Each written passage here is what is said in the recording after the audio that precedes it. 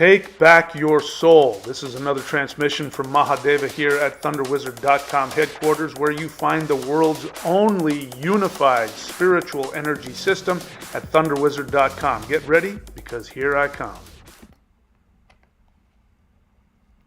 Hello, YouTube. This is Mahadeva, the Thunder Wizard. And tonight we're going to take another journey into breaking the boundaries of your awareness. And let's see, what was the title of today's talk? Your soul is already in multiple time streams and dimensions. Can we survive full awakening? By full awakening, and my thought process is being able to be awake to all of the possible realms of reality. And I find myself thinking about, on multiple levels, what we are forced to think about, what we're forced to believe just by being in our society. Just within accepted human society. What is it like if you are an indigenous person living in some uncontacted, however many of those places are left? New Guinea. I know that New Guinea has probably the most amount of uncontacted people, indigenous people in the world, who still live exactly as they have for hundreds of thousands of years. What is their world like? Their society, their morals, just the way that they function, what you need to do just to function in that society compared to ours. Such huge differences. Differences are enormous just among what we know about human reality.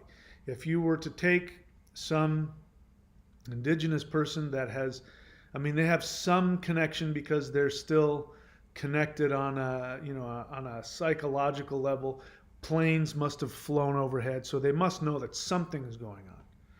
So what happens if you go back in time 5,000 years to some untouched, Native American, for example? The stereotypical Native American. Take them, pull them into the 21st century, plop them down. They wouldn't, drop them down in the middle of Manhattan in New York. They wouldn't, their mind would just come apart. And that's just among human beings, among other human beings. In the physical, what would happen if we were to become fully awake on all possible levels? And, I've, of course, had my own experiences throughout my life. I've shared many of them with you, but I'm still a human being. And I thought that I was an open-minded person. Here I am talking about spirit fighting and fighting demons with your bare hands and mantra meditation and et cetera, shamanic journeys and all the other stuff I've been teaching for who knows how long. And then in September of 2021, my mind completely got blown in terms of what I thought was going on in the world. My understanding of who was running this world, our politics, our media, our information, my understanding of the world completely blew apart. And I was immediately thrust into a dystopian science fiction nightmare. I have since September, I have since tried to watch movies like The Matrix and things like that, trying to get myself into a headspace of, wow, that's really amazing. And nothing comes close. to the awareness that I have now of what's going on. And I don't even really know what's going on. I've just become aware of things that I couldn't have possibly imagined. And that's just on the physical level. So what happens if you really start to break open your understanding of how this universe works? Many of you listening to me have had your own experiences. And then we run into the internal landscape as well. Because there are people in this world who suffer from mental illnesses, who are dissociated from reality, who have created their own internal reality that has no connection to objective reality or anything outside of them. So what happens when we, assuming we are sane, we have an experience that sounds exactly like somebody who's crazy? How do we make sense of it all? So, I've had, the reason why I created this video and have been talking about it for a while, I shared that video that I put up recently just to, sort of break open our minds, and start thinking about other possibilities of reality. And, I've said that spending time alone in the wilderness, in wild places that have power, real wilderness. When I do that for extended periods of time, my comprehension of just this bubble of human reality starts coming apart. And I imagine what it must have been like for our ancestors who lived like that. I mean, another interesting thing that happens is native indigenous tribes that live in jungles. Like this happened a lot in South America. The indigenous people of South America, when they were introduced to Western missionaries, and these missionaries would do things like, what they would do is they would create little settlements, try to bring them out of the jungle, on the outskirts of the jungle. And they would, build Western style buildings and houses and huts, and they would, all of that. And of course, they would bring their religion with them. So the conversion of these indigenous people wasn't just a conversion in, I'm this native person who believes in shamanic earth spirits, and now I'm going to accept this new, almighty God and the Savior and the cross. It's not that. It's not just a shift of spiritual beliefs. It's an entire shift, because what the missionaries bring with them is their entire civilization, their entire culture, which I'm trying to tell you is a thought form. That societies create bubbles around them, energetic, psychic bubbles. I've lived in enough different places in the world that I can tell you that where I live changes my attitude. When I lived in California for the majority of my life, and I grew up in the 70s, very liberal, progressive, hippie style thinking. Surfer growing up in California, going to California University, was an actor and a musician. That was who I thought I was. I thought it was coming from within me. And then at one point I moved to Idaho, and I lived in Idaho for 10 years. And if you don't know anything about Idaho, Idaho is about as white and Republican as you can get. In fact, there's a lot of racists in Idaho. And while I was in Idaho, what started happening is I became very interested in my ethnic spiritual traditions, which is a lot of the books that I wrote about shamanism and my experiences with Odin and tapping into my own um, Scandinavian background. And I don't regret any of that, but that had a lot to do with being there. You know, there were points in my experience where I was like, yeah, why am I thinking about these other cultures, and why am I not following my own? I mean, I could feel that, and I could feel that it was coming from where I was, because the bubble of awareness in that area was influencing my thinking. And when I moved to Australia, I was in Australia for 2.5 years. I can't wait to go back when they finally pull their head out of their ass about this whole scenario I can't talk about on YouTube. But when I was there, I all of a sudden one day just sort of realized, wait a second, the United States is not the whole world. Now, I knew that. I'm an educated person. I know that. But to become aware that, the United States is not the be all and end all, especially I started thinking about something I don't think exists anymore, which was the idea of democracy, that the United States idea of democracy. And we in the United States really believe we invented it. We honestly think that we're the first people that ever came up with the idea of democracy and freedom. And you're taught I don't know what it's like now. When I was a kid, and I remember going to school as a kid in the 60s and the 70s. Yes, that's how old I am. In the 60s and the 70s, I remember, singing the national anthem and singing My Country 'Tis of Thee, and singing This land is your land, this land is my land, from California to the New York Island. We sung that in school. That was something we did when we went to class. There would be a time we would sing that song.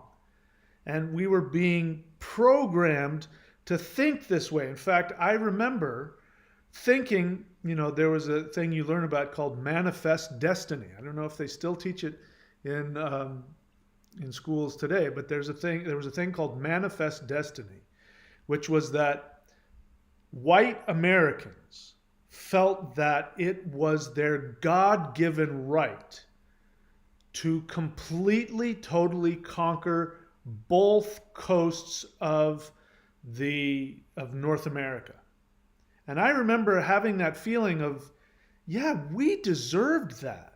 Of course, from California to the New York Islands. This land is your land, this land is my land. Now, if you don't know anything about that song, which I didn't as a kid, that song was actually written for a completely different reason. It was poor people, people who were, homeless people living on trains. They wrote that song to say, hey, listen, this isn't about all the rich people. There's a bunch of, just average workers here, and this is our land. We deserve this. But by the time it got into elementary school as a kid, this land is your land, this land is my land, that was a song of conquest. Now, of course, nobody said to me, listen, you're a white, Anglo-Saxon, English-speaking American child. You are destined to be one of the people who owns this entire continent. Nobody said that. But that was clearly the message. I pledge allegiance to the flag of the United States of America. When I got to Australia, because I wasn't in that bubble as evolved and progressive as I thought I was, I sort of woke up to this thing about what made me think that we invented democracy. The idea that what you're taught as a kid in America is that the British Empire before the American Revolution was a tyrannical government run by a tyrant. And these people had no idea what democracy or freedom is. And the truth of the matter is that the United States version of democracy was just slightly different from the existing British form of democracy that was evolving. There's really no difference. The only difference was we didn't want to pay taxes. That's it. I say we, I wasn't there, even though I am descended from I'm descended from the Pilgrims. I'm also descended from the Clark, from Lewis and Clark. My last name, Denny. When you see, who was the guy who founded Seattle, Washington. His last name was Denny. And in Kent, Washington, where my parents grew up, if I went back there like 20 years ago and I found a phone book, one of the last pay phones, and I looked in the phone book there and it was all Denny's and Clark's. My mom's maiden name was Clark. I'm descended from all that. You can't get any more Anglo-Saxon American than me. And I forgot what I was talking about, but I got to Australia and all of a sudden all that stuff started coming out of my head because I was in a completely different psychic bubble. So those are the different psychic bubbles we have just in our human realm. And what I'm starting to think about now that my idea of the world has been completely shattered just on the physical level about what is happening in this world. Who is running this world? The whole idea of we're not a bunch of nations. We are a corporatocracy. We are a globalist corporatocracy that pretends to have a bunch of little independent nations, which are really, little outlets. And then if you're one of these elites who owns all of the communication, all of the drug companies, the politics, the governments, the oil companies, if you're one of these people who has their tentacles into this corporatocracy that's running the world, you pretend to start these wars. And they've all been this. They've always been this way. Whenever it comes to wars, there's always been a group of people outside of it who are making buttloads of money on the weapons. And it's also a way to test weapons. Nagasaki, Hiroshima. If you don't think that was a weapons test, I don't know what to tell you. So to understand that that is what's going on in the world and to break your mind open enough to look at that logically and to accept that and have your reality warped, what happens when we start going beyond that? There's been no shortage of sightings of aliens and UFOs. There's no shortage of that. I've always been open to that idea, but the truth is, it's like, if I haven't experienced it and you can't prove it to me, then it's just easier for me just to not accept it. I do know that there are plenty of people who are in so much emotional and psychological pain that they love the idea of anything outside of, what they consider to be the world. So aliens to them are associated immediately with spirituality. If you go onto YouTube and you type in something about aliens, you're going to find all these people who are channeling Arcturians and Zeta Reticulans and are you a starseed? And I can't say any of that is true or right or wrong. But even if I assume that there's some truth to that, the vast majority of those people, in my opinion, are extremely traumatized, damaged, emotionally fractured people who are desperately seeking an escape from their real world pain.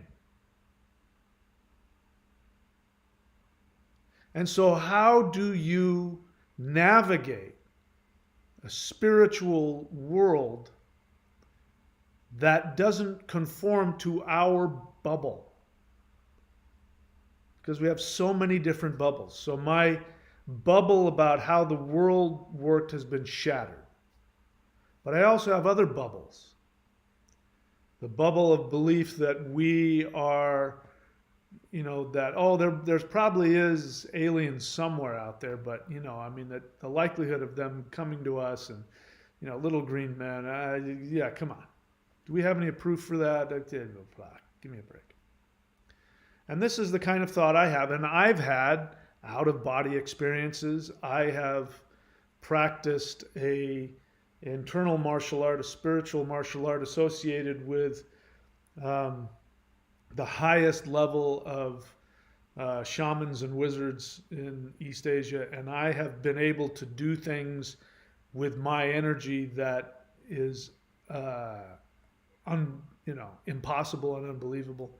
And even with that, I still am very skeptical about anything I can't put my fingers on or touch, or, I'm still very skeptical. I have to experience it. I have to see it and taste it with my own 2 eyes and ears and hands.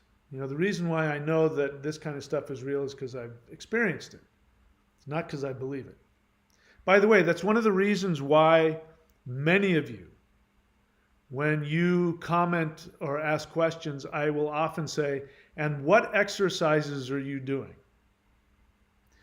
Because if I say that, that's code for me to say, I'm getting the feeling that this is all your escapist fantasy and you don't have the first real world physical experience of any of this. And if you want that, do the exercises. There's a lot of videos on YouTube of guys who supposedly have this no-touch, martial art power where they can push you with, but once you put those guys in some kind of a scenario with a MMA fighter, they get their ass kicked every time. When it comes to real world proof of it, then it gets destroyed. I'm one of those exceptions. And the people that I trained with were exceptions to that rule, where they had powers and abilities and energy that came out of their hands that didn't make any sense. And you put them in a ring with a trained fighter and they'll knock the crap out of them. And, every single MMA guy that wanted to spar with me or, cross hands, every single one of them said, how did you do that? And were scared of me and didn't want to get anywhere near me after that. And we didn't fight. I didn't beat them up. It was just, they saw enough to go, I don't know what the hell that is. I don't understand that. So I'm having that feeling right now. I'm having that feeling that our world is our bubble is about to come apart. I know I've been saying that, but the truth is I've been saying that because, I've been seeing that in astrology. I've been hearing some Vedic astrologers say that. It's great for the channel. People love to talk about it. It's something I'd like to see happen. So I'm making these predictions. I remember saying, was it a year and a half ago, I said, there's something coming up very soon that if we aren't careful, we're about to enter into a new dark ages. We are on the verge of, and the truth is that was just my intuition. I didn't really know. Now I know. We're living it. We are in a situation right now about things. The fact that I cannot speak freely on YouTube, that there's a possibility that I could share an opinion, even if it's an opinion based in science. If I share that, I could get my channel shut down. Like that. Doctors, scientists are being blackballed. They're being silenced across the board. That is the Middle Ages. In the Middle Ages, what happened is that if you did things like read the Bible in English, for instance, or whatever your native tongue was. If you didn't, most people didn't read Latin and didn't read Greek. The New Testament was written in Greek. Most European, peasants didn't didn't know how to they didn't know how to read. So when the priest is up there, doing things in Latin or in Greek, nobody understands a word they're saying. But then they come up and they take the thing and don't do this and live this way, and they think they know what Christianity is. But if you dared to translate the Bible into whatever the indigenous language was, France, England, wherever the hell it was, they would flay you alive. They would take your skin and peel your skin off of your body for reading the Bible. That's the Middle Ages. And that's where we're headed, unless we have a huge shift in awareness. Unless there's a huge shift in awareness, that's where we're headed.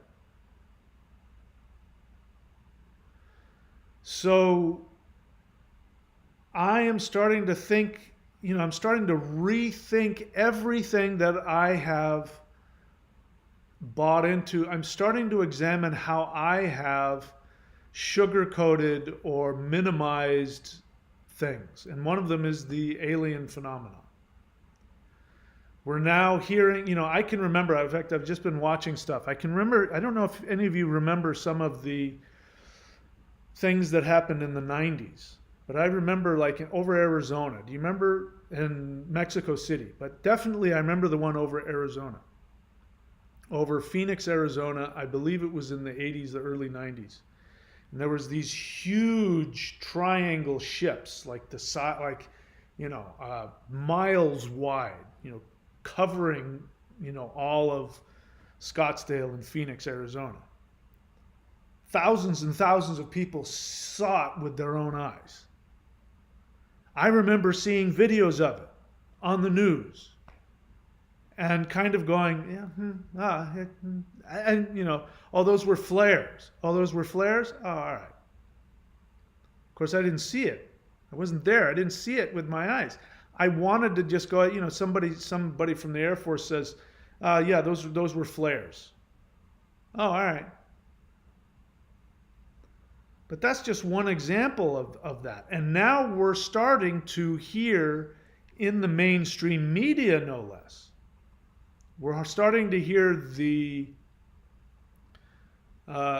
military say that, yes, there are unexplained flying, and we're seeing it on mainstream media, stuff from ships and planes and spaceships and boats and things that just these things that can't possibly exist, that doesn't follow any known technology on Earth.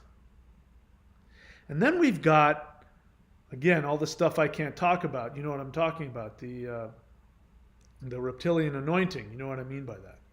And there's some incredibly fancy science involved in that is beyond recognition. And we're not, and we're in a state of shock.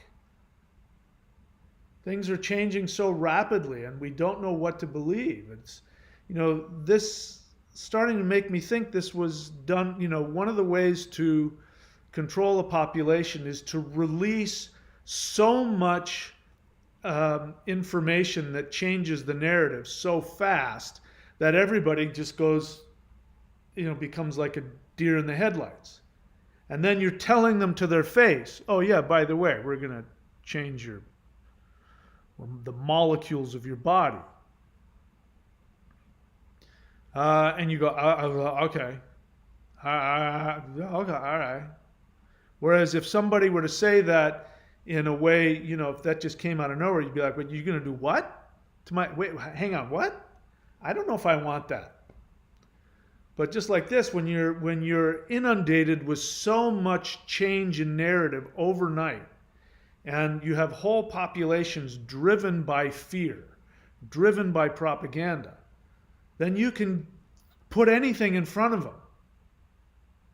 Oh, and by the way, the unidentified flying objects thing, yeah, that's real. And it's we don't know what the hell it is. And the military's like, yeah, we don't know what the hell that is. And we're like, ah, all right, what?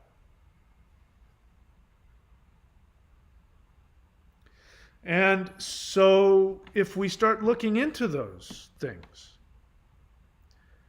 back in the 90s, I remember reading Whitley Strieber's, the books that he had at that time. And I've since talked with people who have said things like, they've seen beings that fall into that category. And, they appear out of nowhere. They walk through walls. They appear out of nowhere. They can transport you through walls. They communicate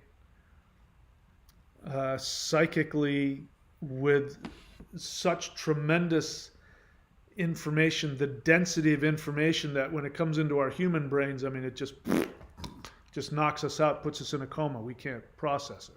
It's too much information.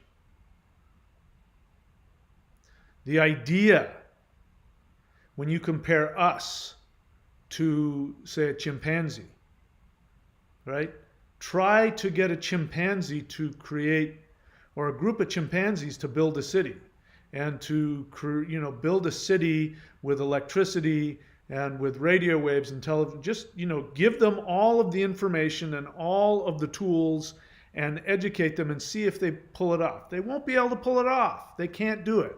They don't have the capacity. And we're only different from them by 1% of our DNA. 1% of our DNA is the difference between me and Bobo the chimpanzee. So what happens when you are in the same universe with beings that have the 2% difference? Again, think about bringing some guy from New Guinea from 500 years ago. Just pluck some guy straight out of the middle of New Guinea and plop him into your room. As you pull out your phone, just call somebody on the phone. Here, that would flip him out. Oh, look, here's a video. That would flip him out. Show him YouTube. That would flip him out. A car, that would flip him out. Turning lights on and off, it would completely flip him out. And we're talking about technology far beyond that. The technology of mind, assuming that there's truth to that, of being able to transport yourself through walls, to walk through walls, to levitate. That's normal for you. Can we survive? So now that hopefully I've got you in a space where you're thinking differently. I'm telling you, I've experienced things on a spiritual level. And again, I can tell when somebody's experienced it, and I can tell when either they're lying about it or it's all their narcissistic fantasy. I can tell the moment you start putting a comment, I can tell. Because I know the difference. I know the difference between having one of these experiences and having, just to give you an example, when I was in Idaho, I'm open to everything, and I was looking into, what were my Norse ancestors, what was their real belief, and having my mind blown as I looked at how their mythology actually teaches things like Qigong. The myth of Thor, just to give you an example. I wrote about this in my books. You can see them at courses.thunderwizard.com. The mythology around Thor, among other things, teaches you how to do Qigong. So if you have practiced any kind of Qigong, which you see me doing some Qigong over here. If you've practiced any kind of Qigong, you will know that the navel center is very important. That for most people, what they call the Dantian, there's actually 3. But the main dantian, as you can see, I'm putting my hands over the navel center right there. That's called the lower dantian. That's the dantian. And what I'm doing there is I'm putting energy into my navel center, putting qi into my navel center. The navel center then takes the qi and puts it through the whole body. So when you get a big rush of energy, you should always put your hands over your navel center, because your navel center can handle it. It's like your stomach. It digests. If you get energy straight into your third eye, you might blow a gasket.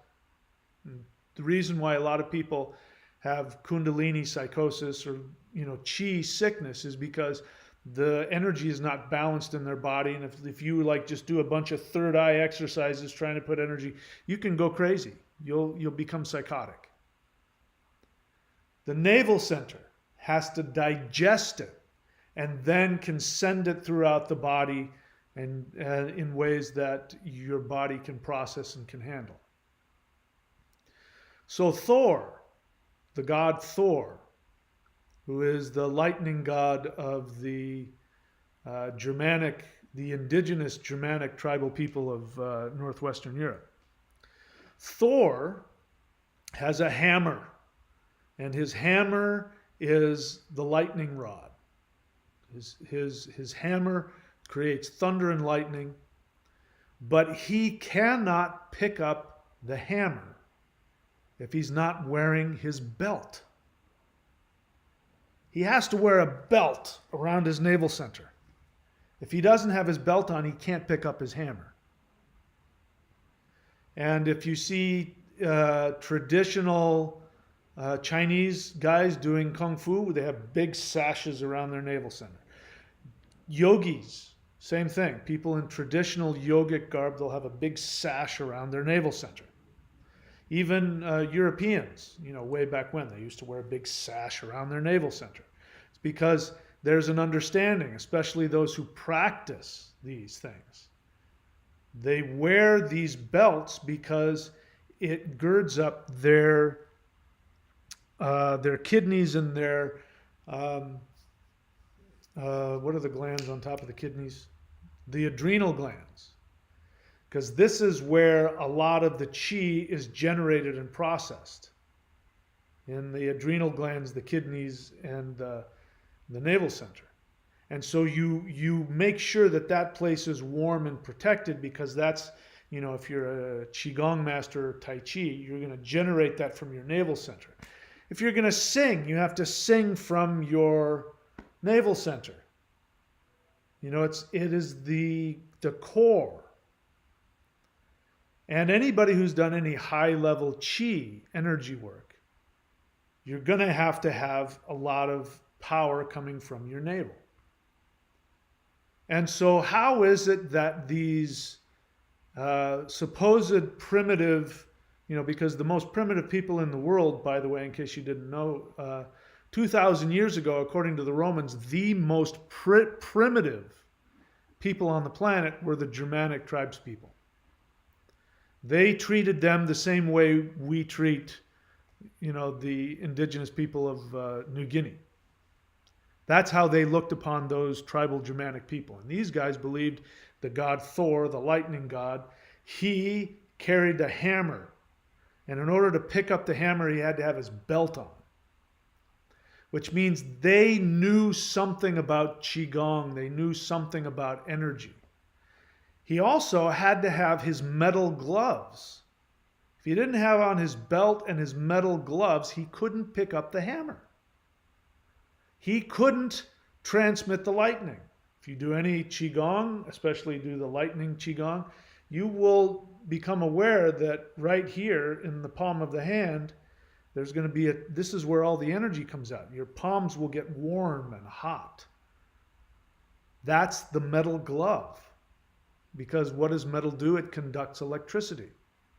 In order to conduct electricity, you have to open up these centers in the palm. In order to open up these centers in the palm, you have to gird up your navel center. So just with them explaining who Thor was. Who is Thor? Oh, he is the god of lightning. And He has a belt that he has to wear called Meganjord, and he has to wear uh, um, iron grippers, they called them. He has to wear his iron gloves in order to pick up the hammer, which is the lightning. Well, that sounds really great. And I've seen no shortage of neo-heathens try to explain what all that means. And all you have to do is spend the tiniest amount of time in a tradition that gives you a physical experience of qi to know exactly what it means. Nobody has to explain it to you. If you spend any time doing any Qigong where you're able to get energy coming out of your hands, and then you hear, yeah, did you hear about the ancient Norse version of the thunder god? No. Yeah, he could wield lightning and thunder, and he wore a belt and metal gloves. And they would go, well, of course, he was a Qigong master. So when I ask you that question, when you come on and please feel free to ask whatever questions you want. But if I respond to you and I say, so tell me what exercises you're doing, I can tell that you don't have a physical experience of it. You haven't personally experienced it. It's all in your head. And I don't want that. I don't want that for you, and I don't want it for me. The people who talk about experiences with whatever it is, alien beings. What's the first thing that people say when they talk about, so these alien beings sort of just kind of walked through the wall and was in my living room and looking at me? They talk about the feeling they have. They can feel energy. They can feel words coming into their brain. They go to the doctor and the doctor finds implants in them. Physical reality, something that is not just an idea in your head like Jesus died on the cross, I accepted Jesus, and now I'm forever saved. It's just purely intellectual ideas. So this shift is going to be, if it comes, if it exists, is going to be a very real thing. And I want to be prepared for that. I told you about my experience with what I believe was Sasquatch, a Sasquatch. And I had an experience that, I had researched. Native American legend said that Sasquatch is not a physical being, that Sasquatch is a shape-shifting shaman that lives in multiple dimensions. And you go, oh, that's such a cute little, we have all kinds of stories about, the beaver and the elk and the bear and the Sasquatch. And that's just a cute little, yeah. But the experience I had with whatever the heck that was, because I didn't see it, I only heard it. But the experience, my brain broke. It broke my brain. That's not something I imagined. That's something I physically experienced. So if we're going to make it, we've got to be prepared with physical experience. That's what all of this stuff is here to do for you. So having said all that, now let me get to the most real, practical, and probably the most difficult thing you will ever have to do. I've been on this planet for a few decades. And during my lifetime, I have watched people. It's one thing I do is I watch people. People that I've had in my life for decades or people that I've known my whole life, I watch them. And what I've come to find out is that the one thing that will destroy you mentally, physically, psychologically, spiritually, because I'm giving names to multiple things that are all part of one big giant reality. The one thing that will destroy you is your inability to drop your idea of what you are and what reality is. This is what the book is, The Shamanic Secret to Commandment to the Perfect Life. Without having to figure out all of the things that don't work and all of the things that are true and all the things that aren't true, which is what religion tries to teach you, which is what philosophy tries to teach you. The one thing that will give you the ability to do what I just said is having a visceral knowledge and awareness of what your soul wants to do, and be willing to die to yourself in order to accomplish it. The perfect example is Odin. Odin's mythology is that Odin, to become one with the universe, to achieve his enlightenment, what he did is he hung himself on the tree of life for 9 days and 9 nights. And then after that, and then it says nobody came to him. This is important. Nobody came to him gave him anything to drink. What does that mean? It means that he did not get any support for his identity from the bubble of human perception. My ancestors did something that we've now since in later times projected onto Native Americans. We have this idea that Native Americans invented this thing called the vision quest. And we talk about it like it's those things that Native Americans do. Well, maybe they did, maybe they didn't. But our ancestors did this thing called out-sitting, which meant when you wanted to figure something out, when you wanted to learn, when you wanted to grow, you knew that you had to die to your limitations. You went out into the wilderness for as long as it took. You went away from people. You went away from the village, away from the city, and you went as deep into the woods there in Norway or wherever the hell it was.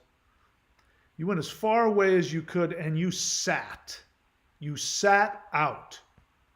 If it rained, you sat there in the rain. If it snowed, you sat there in the snow. You sat there for as long as it took until you had a vision, you had an awareness, you had a visitation, something. Until that happened, you didn't leave. You sat out until something that broke through your tiny vision of what reality was came to you. And then you were empowered. And I guarantee you it meant dying to some attachment you had, some belief you had about yourself or about reality that kept your bubble secure.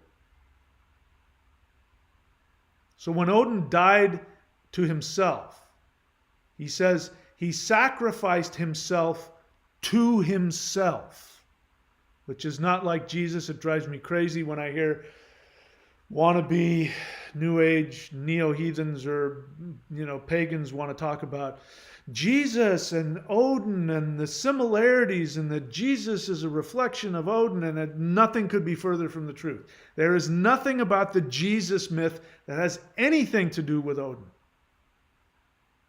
Jesus was the ultimate codependent.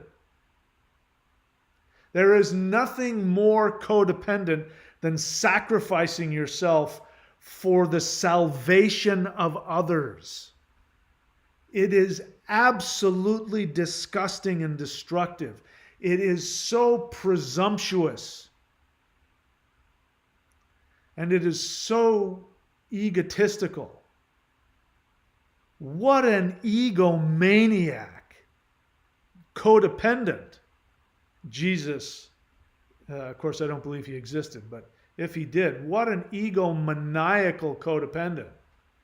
I'm going to sacrifice myself for you. You don't have to change. You don't have to grow. Don't take any responsibility for your life or your awareness.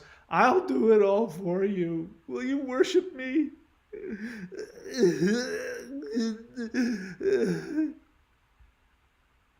Odin sacrificed himself to himself. And as a result of that, the runes appeared to him. Runes means the mysteries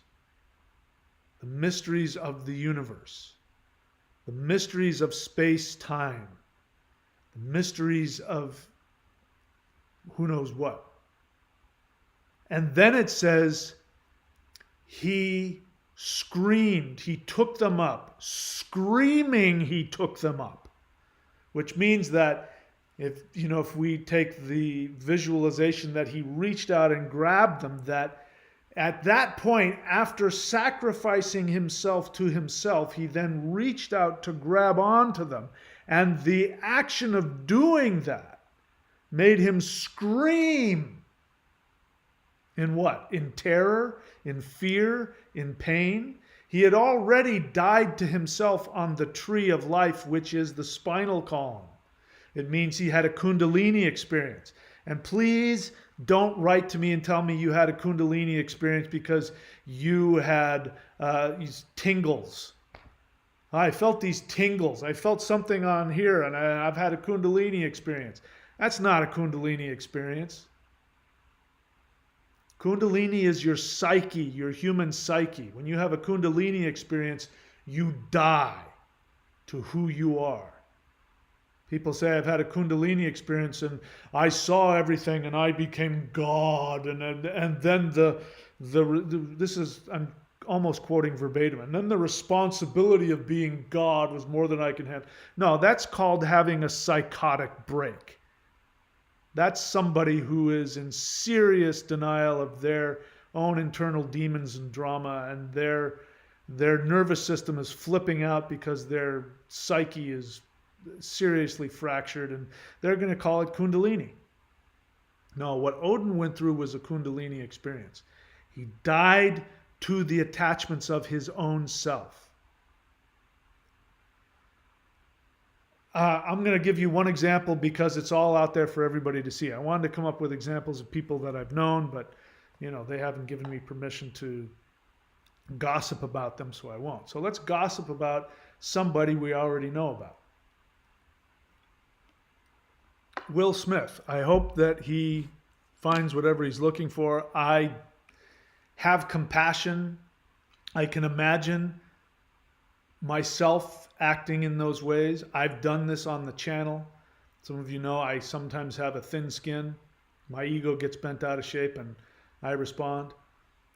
What I saw was a guy that, without getting into details, and I really want to, without getting into details, I saw a guy who was very emotionally fragile. At the same time, he was in resistance to his success. What happens when somebody gets to that level of success that he's already got? You win an Academy Award. Must have done something right. He went from being,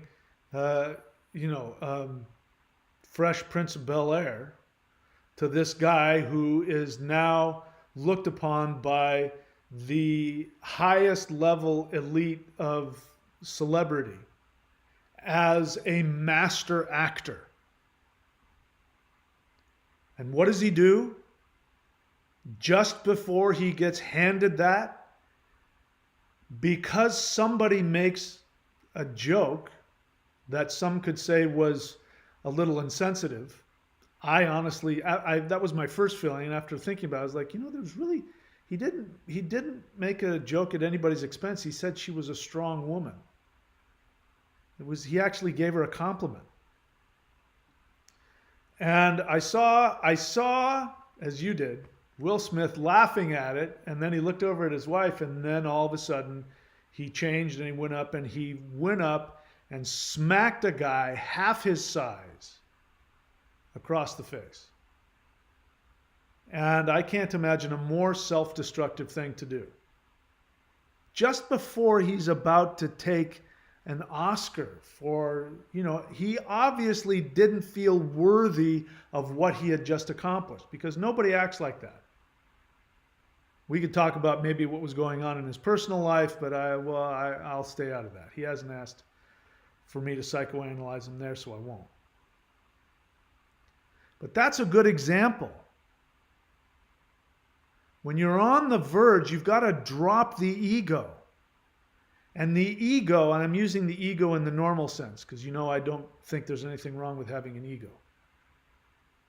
But when your ego starts to jump out of your skin to tell you that you need to show this, to hang on to that, to grasp onto what people think of me and who am I and all of that garbage, that is your bubble. That is your psychic bubble that keeps you trapped. Whereas Odin dropped everything. He died to himself. He died to his idea of who he was, which means you die to what you think everything else is. Because your belief about the universe is directly tied to your belief about what you are. You don't believe me? Go and tell a Christian that they are God. Walk up to a born-again Christian who's carrying a Bible and say, did you know that you are the most powerful being in the universe and you created this earth and all of life on it? And that person, if you walked up to them and said that in the Middle Ages, they would tie you to a stake and peel your skin off. Because to believe that would mean that he would have to drop his whole identity around his relationship to himself, his relationship to the universe as a whole, his relationship to God. He would be blaspheming God, which means that God would not only not love him anymore, but would throw him into hell, which is about being rejected and unloved forever, which is, again, as I've said, our greatest instinct is to be loved. And that's what this whole, living in hell forever isn't about being tortured, being physically unhappy. It's about being rejected and unloved. It's the most horrific thing we can imagine. So your idea of reality and the bubble you create has everything to do with your attachment to who you think you are. All I have to do is start talking. I don't know anything about aliens. To the best of my knowledge, I've never been abducted by aliens. I don't think I've ever seen one. I think I had a dream or a memory that I might have, but I was watching a lot of alien movies, so it could have been a dream. I don't know. I don't have the feeling that happened to me. But if you start accepting the idea that there are extraterrestrial beings that have the ability to defy the laws of physics and they have the ability to communicate telepathically, you're going to have to drop your idea of who you think you are in order to accept that reality. And then you're going to go, well, what does that mean about me? Because if I understand what's going on, I'm safe. But what if there are things out there that have more power than I can possibly imagine? And that there are ways of interacting with physical reality that go beyond my understanding. I don't have the ability to walk through walls. I don't have that. How do I do that? I have to die to who I am. That's a big leap, but it's the same thing that happens if you want to be free of disease. I'm telling you from watching people from personal experience.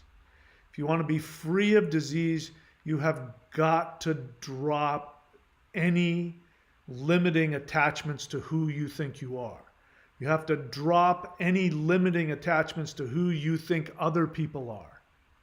You have to drop any limiting attachments you have to gaining love from anything or anybody else other than yourself.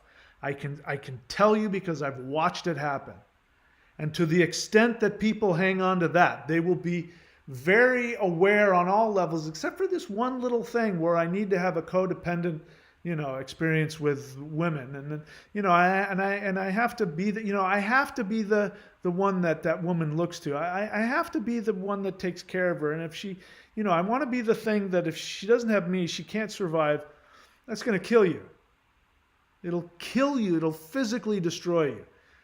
Oh, but I'm sacrificing myself like Jesus for other people. Really? Well, good luck with that one. There's nothing more frightening than to be Odin, all by yourself, on the tree of life, which is your own psyche. To be all by yourself in infinity. There's nothing more frightening than that. And if we are to evolve, that's where we have to go. So, I'm going to get off my podium, my high horse. I got a little, I see, this is a strange thing. Those of you who follow me and work with me, 10 minutes before this video was on, I was falling asleep going, I have no idea what I'm going to say. And once I got started, I couldn't shut up. I'm happy to take any questions. This is a question and answer. The way it works is you ask a question, you write the word question in all caps, please, and then write a question or share an honest feeling. I'm not interested in anything else you have to say. I don't need your opinion, and I don't need any I don't need to get into any discussions, and I don't need any cheerleaders. I only want your questions and your feelings. And before I go any further, this is my business. This is how I make my living. So you have this free YouTube channel. Take advantage of it. But if you really want the highest level practices that I can give, and I can't give anything higher than what I have, go up here to the Warrior 90-Day Lightning Qigong and subscribe. Wait until the first of the month, which is tomorrow or the day after tomorrow, because you don't want to get charged twice. If you want to see all of my books, all of my everything, all of my services and all of my video courses, go to courses.thunderwizard.com.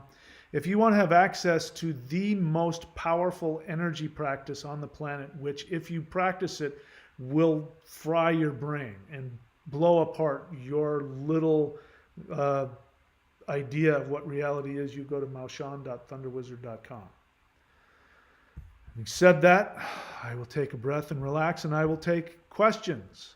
Bear in mind, if you don't follow my rules about my my chat, there's a good chance I'm going to psychoanalyze you, and you might not like it. All right, so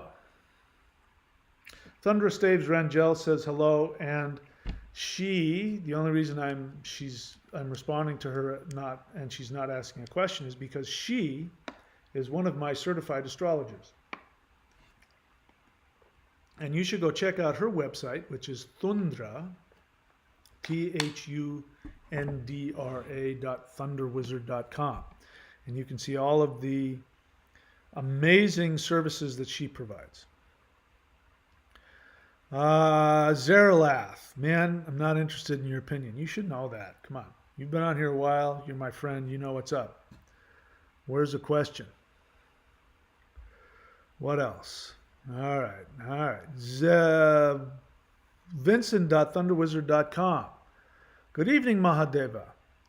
You should check out his website. Why is that? Because he is also one of my certified astrologers, and if you look at the amazing amount of services that he has there, you will be able to benefit from his knowledge. So go to vincent.thunderwizard.com. If you want me to do the same thing for you that I'm doing for them, which is I'm giving them free advertising, and not only that, I'm giving them a website on my thunderwizard.com website. You can have that same experience if you go to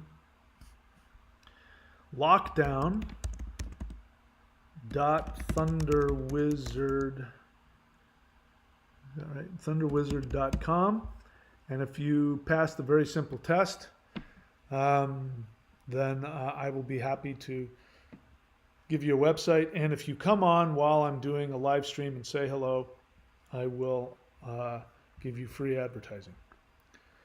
What else? Vincent.thunderwizard.com. Okay, that's not a question. Honest feeling, he says. I feel angry and am grieving the loss of a happy, healthy childhood. So here's the thing. I can't psychoanalyze a feeling because we just have to have them. So I'm just going to let you have that feeling, and I understand that feeling. Why? Why are the two things that I want? Honest questions and honest feelings. Because when you're asking an honest question, meaning you're not doing what a lot of people do, which is you do this passive aggressive thing where you pretend to ask a question when what you really want to do is give an opinion or try and argue with me. And you do things like, if thus and so, then how come this and that and the other thing? Or do you believe that such and such and such and such is this and that? And I'm like, didn't you just give your own opinion? Why are you asking me to co-sign your opinion? An honest question is, you're asking me something because you think I might have the answer to something that you don't have the answer to. And that is the state of being where if you have that honest question and you give it to the universe will answer that question. If it's an honest question about your essence, your ability to improve your conscious awareness of your own essence, the universe will always answer that question if you ask honestly. Because when you're in a state of asking an honest question, you're not bound by the bubble. You've now opened up the bubble to infinity. When you share a feeling and you own those vulnerable feelings, I'm angry, I'm scared, I'm sad, I'm happy, you are also in a state where you are just having an experience without any judgment. And that is the state where reality can shift and change. That's why I want you to do those two things. That's why I don't like it when people want to come on here and throw their opinions around. You can do that on your own channel. Let's see what else. So he says, I feel angry and I'm grieving the loss of a happy, healthy childhood. Journaling, therapy, and the steps of Coda are helping me become more aware of and venting my frustrations. I'm happy for you. Keep up the good work. Aaron Cole, welcome to the channel. As I've just said, I like to see some, because if I don't see the word question, I'm going to miss your question. So see beneath you, somebody wrote the word question in all caps. That way I can see it. So I just happened to, I was going to just pass by it, but I saw a question mark. So I'm assuming you're new to the channel and you don't know. Now you know. That's how I like to do things. You say, I had a Hopi dream visitation with a message. What do I do with that? I have no idea. I'm not a Hopi shaman. I don't know even what you mean by a Hopi dream visitation. I don't know. I don't know what that means. What do you do with that? That's a good question. I guess what I would do is I would seek out a Hopi shaman. I would seek out somebody who had direct connection to that. And I would say, hey, I saw this deity and he looked like this and it looks like this picture and he talked to me and he gave me this.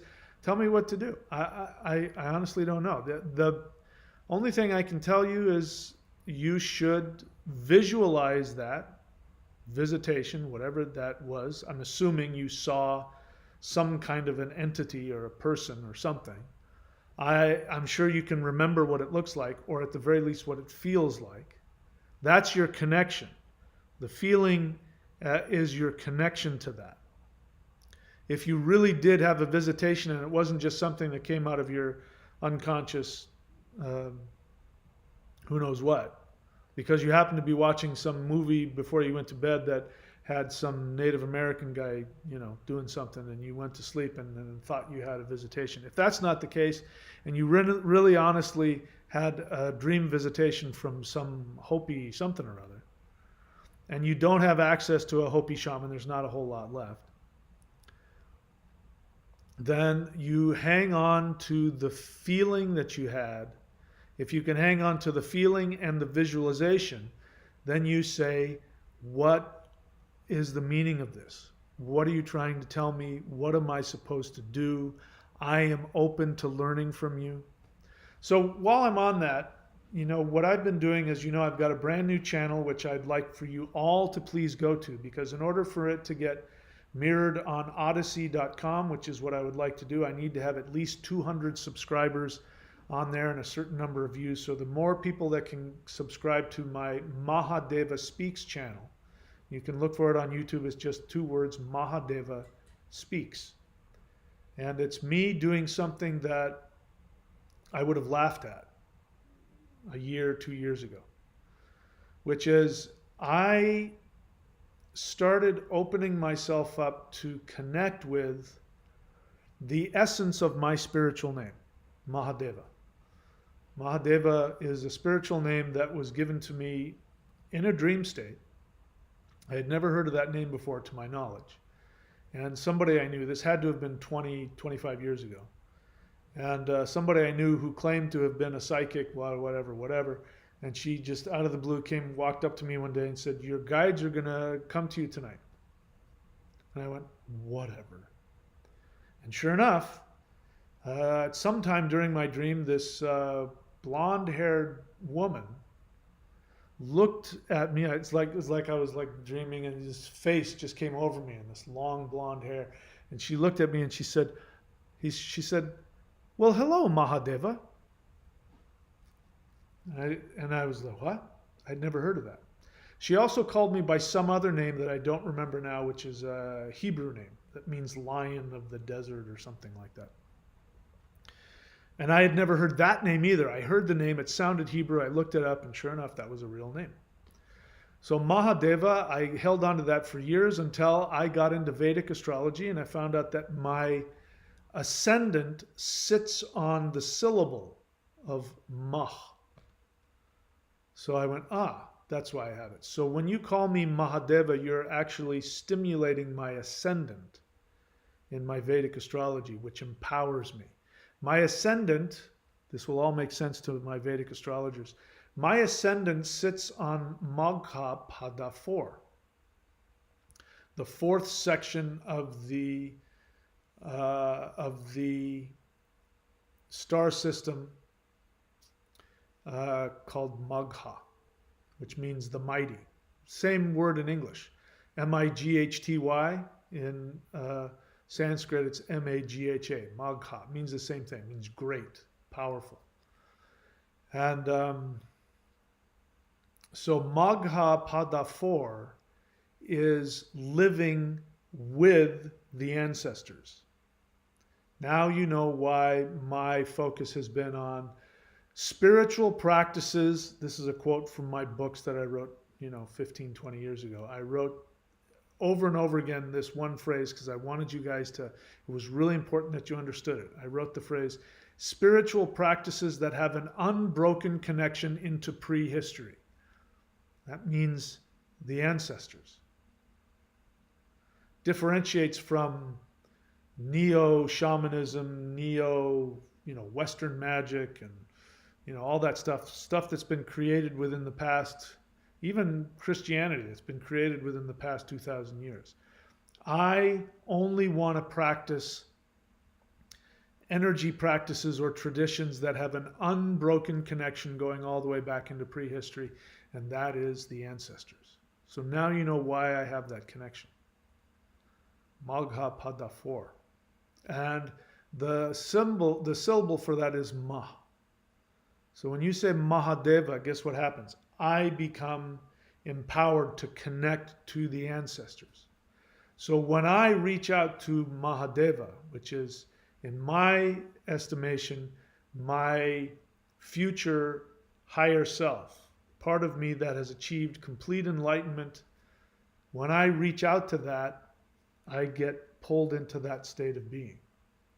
And something I did recently was I reached out to that, speaking of your question about grabbing onto the feeling and taking, if you can see a vision, grabbing onto the feeling and seeing it, and then asking that being, I invite you to come into me, to speak to me, to connect with me, to teach me, to guide me. Me personally, what I did is I said, I want to become you. I'm ready to drop all of my limitations, ready to drop all of my anger, all of my ego, all those things that I struggle with that hold me back. I want to tap into the infinity that I am destined to become. That thing that is me, but in its most perfect manifestation, that's what I want. And I just lied there and I made that request, not knowing what was going to happen. And then I walked around the house, and for the next couple of hours, I was like, I feel really good. I don't really understand it. So whenever I do those Mahadeva speaks things, that's what I'm doing. That's what I'm tapping into. And I'm telling you what's happening is that I'm starting to shift, starting to change. Maybe you've noticed it. But I'm starting to shift and I'm starting to change. And I'm starting to do things that make me really uncomfortable. I feel really vulnerable when I do them. But it's coming from a place that feels good, and I have to drop my defenses, my attachment to the things that I think I need to keep me safe. So I'm sharing this with you so that you can do the same thing, whomever I'm speaking to. If you're a Vedic astrologer and and if you have a spiritual name, and you have, if there's a deity associated with that, because that's what I did. I just gave myself a deity name that also, as it turns out, I find out later, Mahadeva, this guy right here, where is he? Is that him? No. Where is he? That him? No. Here he is. This is Mahadeva. Mahadeva it's not just Shiva, because obviously this is Shiva. The emanation of Shiva that is associated with the moon, which is the mind and the emotions and life force energy, chi, prana. That's Mahadeva. So, as it turns out, the moon is my Dharma Devata. See how this stuff all comes together? That's why Vedic astrology is such an amazing science, because it will pull together all kinds of things. You don't have to think about it. Just worship your Dharma Devata. For me, because my ascendant is in Pada 4, because the different padas, this is a more advanced thing for those of you who are Vedic astrologers. Pada 1, Pada 2, Pada 3, Pada 4. One of them means to think about it. The other one means to meditate on it. Another one means to chant to it. The fourth one means you live there. So if you have any nakshatra, a planet in the nakshatra that's in the fourth pada, the fourth section, it means that planet lives there. If it's in one of the other ones, I don't remember which, it'll mean that the planet is the messenger of that, or that the planet is seeking that, or the planet worships that. If you have pada 4 in any of your nakshatras, it means that you live in the middle of it. So what that means is, for me, because my ascendant is in Magha pada 4, it means that the focal point of my human incarnation, that if I take that focal point and I follow that thread all the way back to its essence, you're going to find me sitting surrounded by the ancestors. So when you call me Mahadeva, you are connecting me directly to the ancestors in the spiritual realm. That's why it is so important to talk to your teacher, whoever your teacher is, with respect. That's why it's so important to talk to your teacher with their spiritual name. Because if they have a true spiritual name, it means that that name vibrates at the deepest essence of what they teach from. That's why you should never disrespect your teacher, no matter how human they are. Now, if they're damaging to you and you're not getting anything from them, by all means leave and go train with somebody else. And it is healthy for you to know that they are human and limited. You should know that about them. You should acknowledge that they are human beings doing their best, trying to channel wherever their information is coming from. But you should always respect them. Always treat them with respect. That's why in India they have pictures of their teachers on their altar. That's why they go and they put their forehead to the feet of their teacher. Because by doing that, they are selfishly, and in a good way, selfishly connecting themselves to the direct flow of spiritual information that's coming from wherever that teacher's essence is teaching from. If you're going to become a teacher, it's important that you know what your spiritual name is for those reasons. And then I may do a class on it. I may do something about it, but I am having a really powerful experience consciously inviting that Mahadeva power into me. And every time that I do a channeling of Mahadeva, at Mahadeva Speaks, every time I do that, it changes me every single time. Every single time I can feel myself shifting. Sometimes it feels really good and sometimes it's really frightening. But I'm shifting and I'm dropping that bubble of perception more and more and more. I recommend you do it. Neil's above question. I've tried looking for if you have a video on it, but I am unable to find. Do you believe in hell? What do you mean? How can you possibly say that? How can you possibly say you tried looking for it and you couldn't find any video of me talking about hell? I don't believe you. Maybe you looked a little bit, but instead of trying to look for it, go look for it. So let me educate you guys on how to search somebody's channel. Forget about my channel. You should know how to do this on every channel. This is the kind of crap, now I'm going to sound like an old man. This is the kind of crap I had to do in the 70s. We didn't have the internet. We didn't even have answering machines for our phones. If I wanted something, I had to get on my bike and I had to go ride my bike for hours to get to some place and knock on a door. If I had to look something up, I actually had to go to a bookstore or a library and look for it and look on the page. And, I don't understand how you cannot know if I have a video where I talk about hell. It's really hard for me to believe. So here's how you search my channel.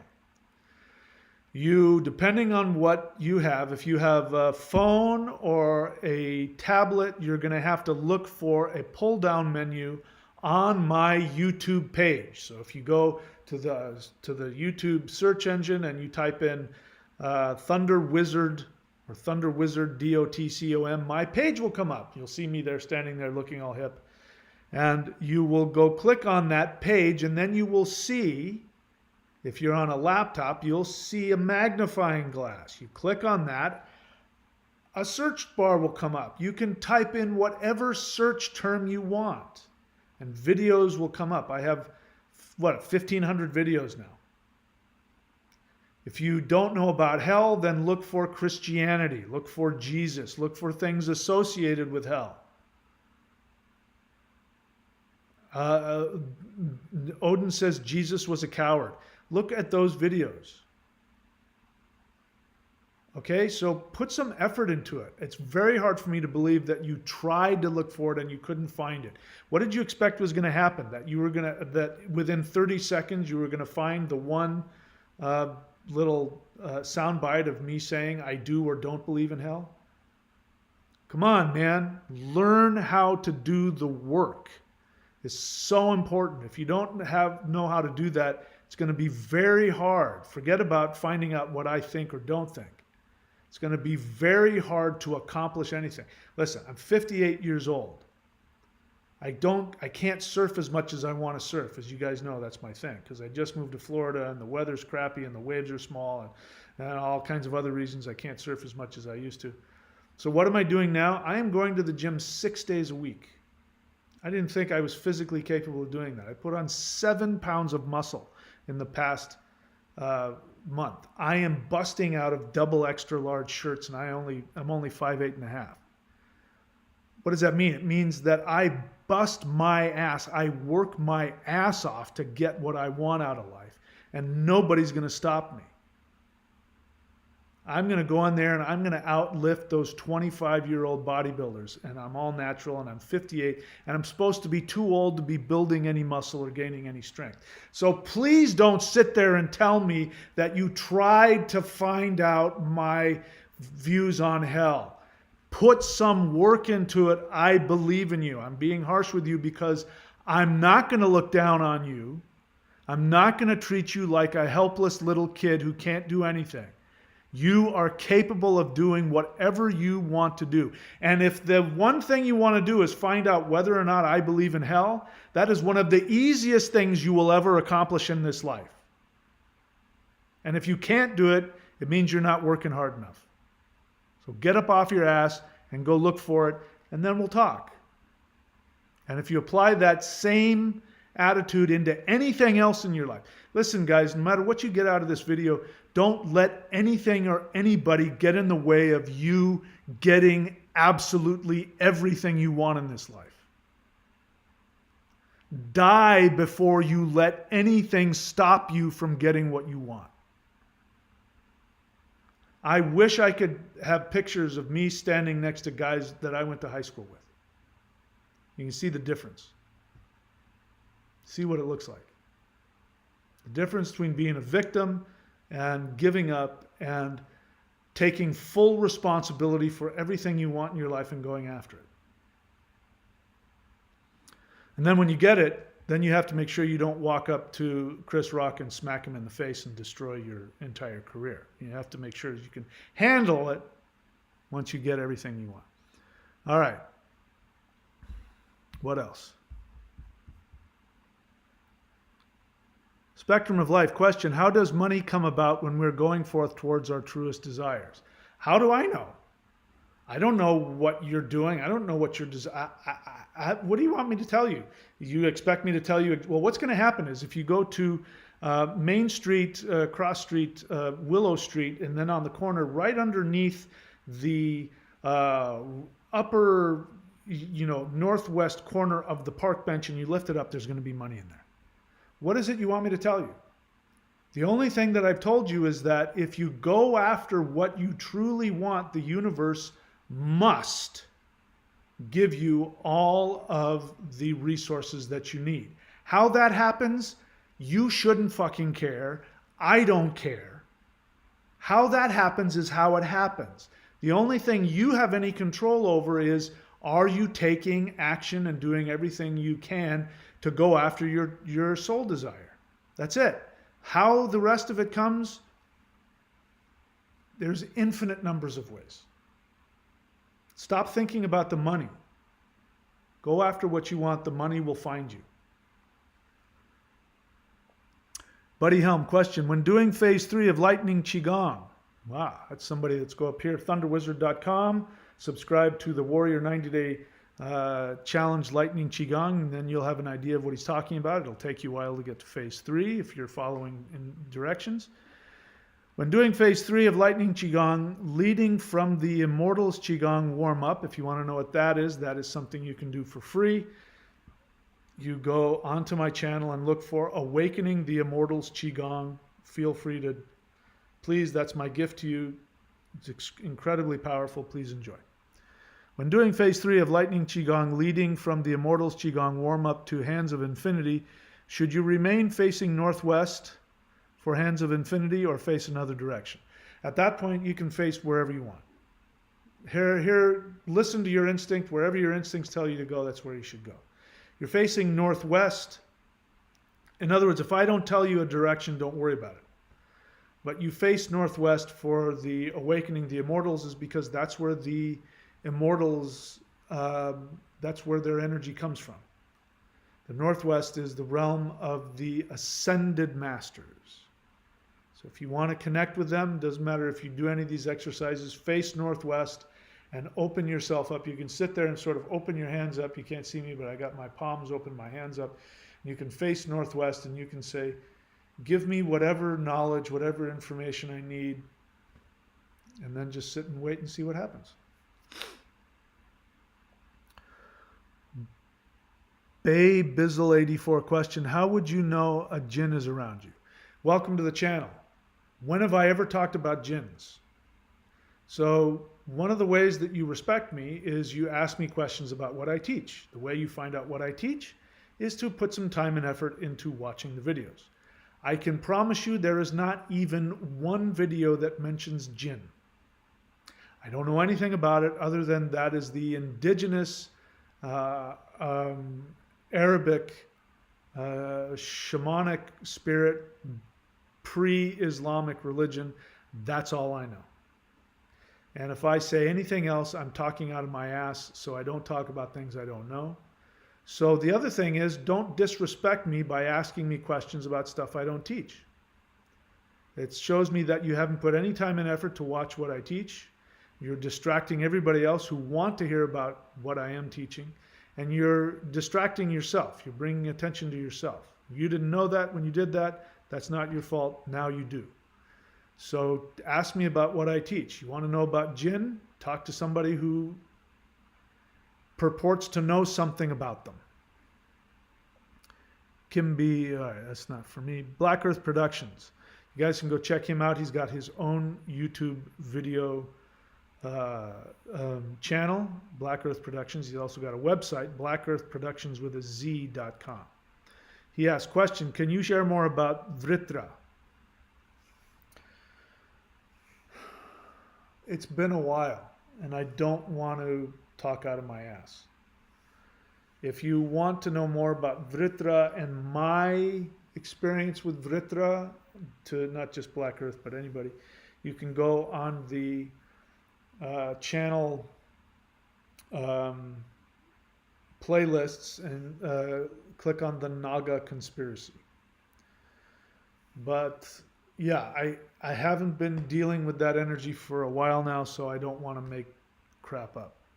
You say, I've made your synchronicities later with serpent consciousness. What is the actual potential accessed with Vritra in terms of our current timeline? The Naga conspiracies videos were things that I channeled a while back. And here's the thing about stuff that I channel. I usually, even though I'm fully conscious when I do it and it's coming through me and I'm inspired and it's my thinking and my words, etc., etc., when I'm done, I don't remember what I said. So that's another one. I don't remember what I said. So I'm sorry, my friend. I can't in my integrity tell you something I don't know. So, but it's in there in perpetuity if you go to the Naga conspiracy playlist on my channel. And I actually have a channel out there. I just didn't follow through with it because I haven't had any more downloads from that particular entity. So sorry about that. I wish I could tell you more, but that's the best I can do. Kim B. Okay, that's right. What else?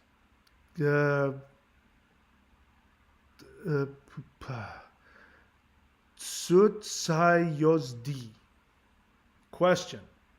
As an animist, thank you for using the appropriate word. As an animist, do you see the Will Smith slap as being justified given the context? Well, trying to stay out of the controversy and trying to stay out of the gossip, because I got to be honest, I really want to get into it. But that's because I was traumatized by it. I didn't see it. I just heard about it, and then I looked on YouTube and I saw this, what? And I clicked on it and I saw it, and it traumatized me. That's a guy, I train in martial arts, I teach martial arts, I love watching boxing matches and UFC, and so it's not that. Violence, fighting, that doesn't frighten me. But I can't watch it. To this day, if I'm flipping on something and they're going to go to that, I have to cover it. I can't watch it. Because it was such an assault on another person. And it was bullying. It did more than just, it wasn't just, you have to be clear about this. The spiritual significance of what he did is really important. He devalued that man. He devalued Chris Rock in the deepest way he possibly could. In that moment, there was nothing, if he had pulled out a gun and shot him, it would have been horrible. But he would not have devalued him in a deeper way than what he did. So what happened with me is that I was traumatized by it because I grew up with a brother that was 5 years older than me.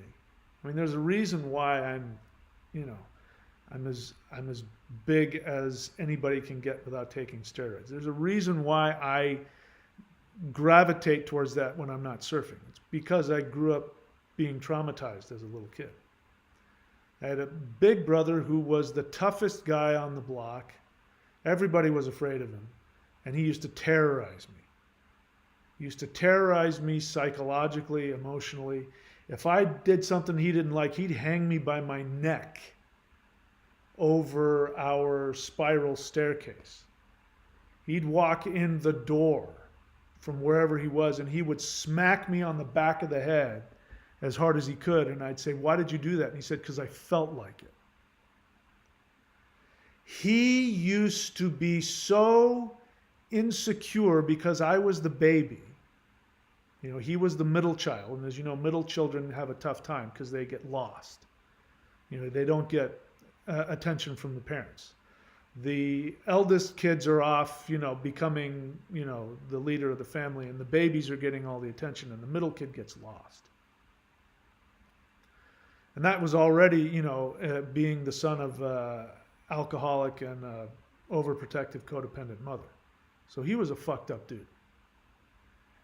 And so he used to, and I just became aware of this because of watching this. What he used to do to me is he used to shame me for everything that I did. I mean, he shamed me just for being alive. He would never call me by my name. He used to have these names for me like Dodie and Knobber and Ratface, and that's how he called me. And all of his friends would call me those names as well because they didn't know what my name was. And so I learned to feel guilty for everything because everything I did made my older brother feel insecure. And I started to feel guilty whenever I accomplished anything in life. And I wasn't even aware of it. I just became what's called introjected. I had a little tiny my older brother in my head, constantly devaluing me all day long, every day. Still to this day, I still deal with it. And that is something my brother would have done. Because Chris Rock, to understand what was really going on, Chris Rock was on stage at the Oscars, and he had been asked, which is a big deal, by the Oscars to come and present an award. As a comedian and a celebrity and a movie personality and, you know, what have you, even though he's a well-known celebrity, that's a big deal. That's you're at the highest level of your game if you're asked to do that. And he's on his stage, which is, he owns it. That's his domain. And he has the right, as the presenter and the comedian, to do and say whatever he wants. And it's a time when somebody can come and speak to the king, to the highest of the elite, and make fun of them. It is a tremendously honorable thing, and it's honorable for those who are being roasted to sit back and laugh whether they like it or not. And what happened is that he did a joke, probably not knowing that there was that, whatever, I could get into all that nonsense, but he basically said that she was a strong woman. He said, "You are such a strong woman that you could go and, you know, take on big tough men because that's how, you know, G.I. Jane 2, I can't wait to see it." And Will Smith walked up to him, bitch slapped him, which completely took away all of his dignity, all of his everything that I just described. And he did it in front of the whole world. There was nothing he could have done that would have devalued Chris Rock more. Now, you guys get that? On top of that, it was an act of violence. It was a large man who was physically assaulting a man half his size, and he knew that he was going to get away with it. He wouldn't have been able to do that anywhere else. He would have been arrested. Somebody else would have come after him and knocked him across the head. Somebody would have defended Chris Rock. He knew that he could do that and get away with it, and nobody would stop him, because he knew that the whole crowd would be frozen and not know how to react to that. Because on the one hand, if they boo him, then they're not supporting, poor, whatever her name is, his wife with alopecia. Oh my God, we have to support her in her problem not growing a full head of hair. And at the same time, they don't know what to do because a black man just hit another black man. If there had been any racial disparity, would have been it wouldn't matter who was hitting who. If there was a white man and a black man, an Asian man and a black man, an Asian man and a white man, if there was a woman and a man, if it had been any other scenario, all hell would have broken loose. But because it was a black man smacking another black man half his size, people don't know what to do with that. Well, that's a black thing. I can't get involved in that. So the point is that he knew that he could get away with that and nobody would stop him. Now, the other part of it is something's going on, without getting into specifics, and I really want to. Something's going on with Will Smith and his wife. There's some major shit going on there. Because when Chris Rock said the joke, Will Smith laughed without any reservation. He was laughing. In fact, he laughed loud enough that the mics picked up on it. You can hear him go, ah ha ha, ah ha ha. And they pick up on that. And then he looks over at his wife. And his wife gives some disapproving look. So here's what's really would have happened. The reason why he went, and this is what makes it so sad for Will Smith. I feel bad for him about this part. He is so controlled by his wife. There must be some major dysfunction going on there. Because for him to laugh, because that's what you're supposed to do. I'm sitting there in the front row. I'm about to get an Oscar. I'm Will Smith. I'm a big star. They're looking at me. The cameras are on me and everybody there. And we know this is what happens. And Chris Rock, and he's making a joke, and that's my wife. And he's laughing. His ego's going through the roof. He's okay with it. Ha, ha, ha. And then he looks at his wife, and his wife must have given him that look like, I'm going to kick your ass when we get home. How dare you laugh at my alopecia problem? How dare you do that in front of the whole world, making me look bad in front of everybody in Hollywood, and I don't have nearly the clout you do, and how dare you, my husband, be more successful than me, and how dare you get an Oscar? I've never had an Oscar. How dare you? That's what was going on. That's what happened in that look.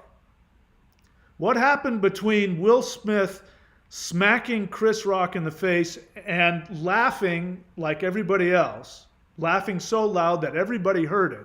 What happened in between that is that his wife looked at him and told him, when you get home, I'm going to beat the shit out of you. I'm going to devalue your manhood to such a point where you will not survive this. Our marriage will not survive the rage that's going to come at you because you dared to laugh at a joke at my expense when I'm not getting an award.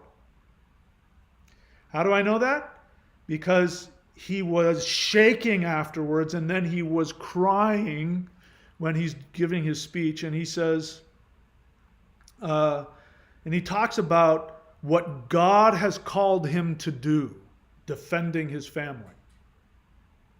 So that's just from looking at it. I know that just from looking at it. What else is going on? You know, we know about the tabloids, this and the infidelities and all that. You put it all together. Will Smith is on, you know, when you know the King Kong movie where King Kong is on the top. I mean, he can't get any higher.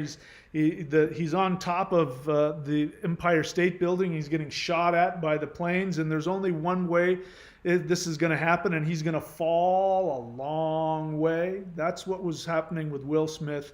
He was about to achieve real success and clout on a level he's never had. He was about to be up there with the Denzel Washingtons and the whomever. And he couldn't handle it. And he had a relationship with a woman that I don't believe empowers him. I think she cut him off at the knees. And I believe that that was his codependent way of devaluing himself so his wife wouldn't do it for him. That's what I think. So to answer your question, what do I see the Will slip as being justified given the context? Fuck no. Are you kidding me? She had alopecia. I got male pattern baldness. So fucking what?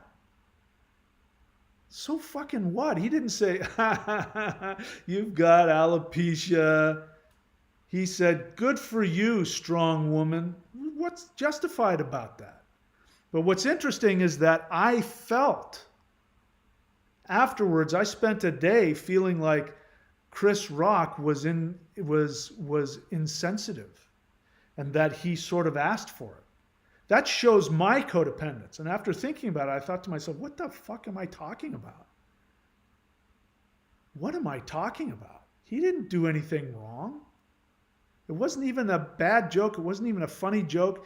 If nothing had happened, we wouldn't be talking about it. There would have been no talks about Chris Rock's insensitive joke. This is codependence. The only reason we're talking about it is because we can't handle what was really going on. We can't handle the devaluation and the violence that we saw. We can't handle our collective racial uncomfortability with violence involving black people. We don't know how to deal with it. We don't know how to deal with our self-directed rage over the guilt over slavery. And all of that is all wrapped up in it. Because had it been anybody else, had it been any other racial configuration, somebody would have gone out there, would have been tackled by security and would have been put in handcuffs and arrested.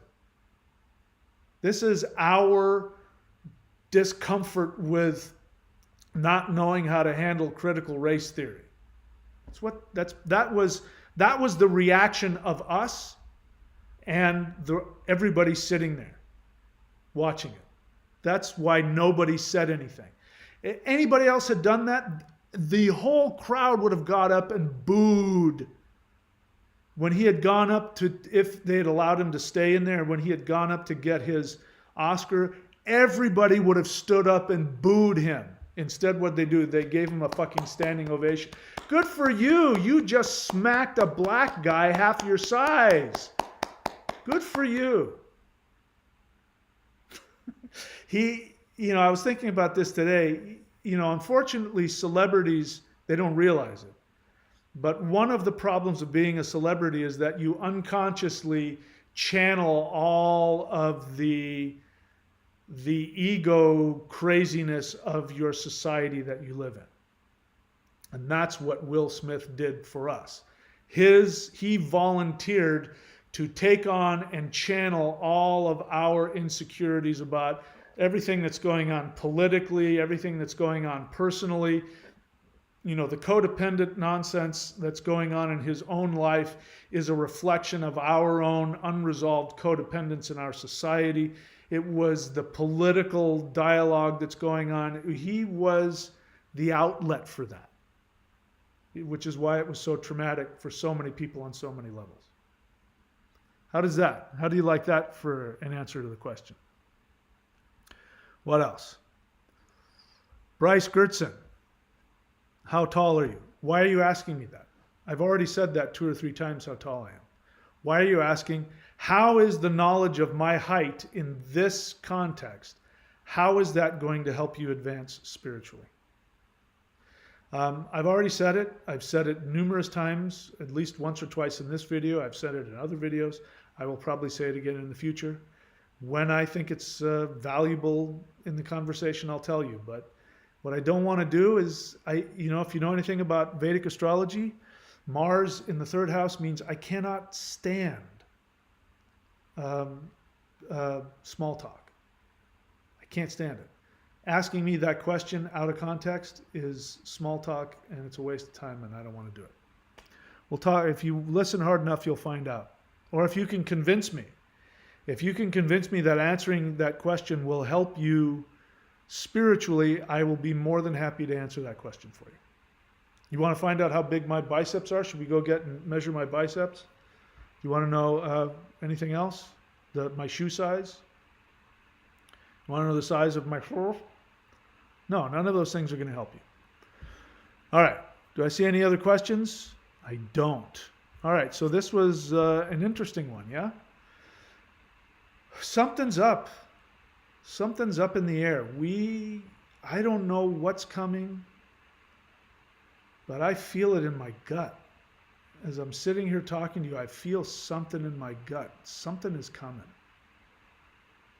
Something that even I can't even imagine. Right now, the most shocking information I can imagine is if there was some kind of alien event where we became undeniably aware that there are extraterrestrial beings and that there are other universes and other dimensions, and that there are beings out there like Bigfoot who live in another dimension that dovetails ours, and if we're exposed to it, it will destroy our reality, and it will feel like it's killing us, and it might kill us.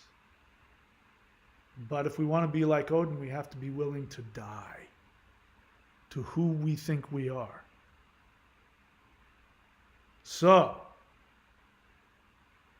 that's it. Honest Feeling Baba Junzo says, I'm really concerned. I feel extreme dread when I think about what is coming, but it's good. Thundra has been dreaming about aliens lately.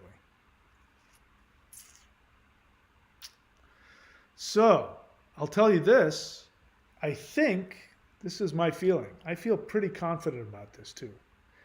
I think that if anybody wants to protect themselves from not just demons, but aliens,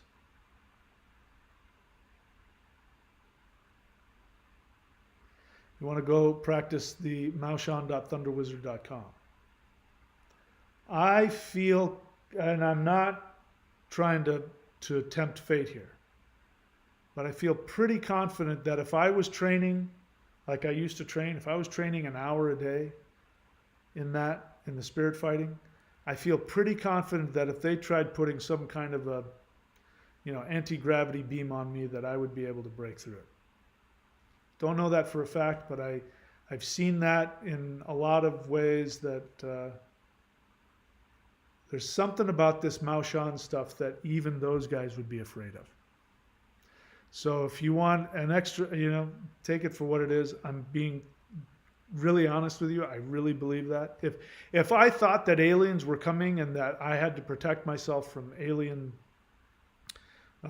anti-gravity beams, I would be practicing this 2 hours a day. I would be, instead of lifting weights 6 days a week, I would be doing that 7 days a week. So if you're feeling afraid, I guarantee you that stuff will give you the power to overcome, I think, anything. Just my personal opinion.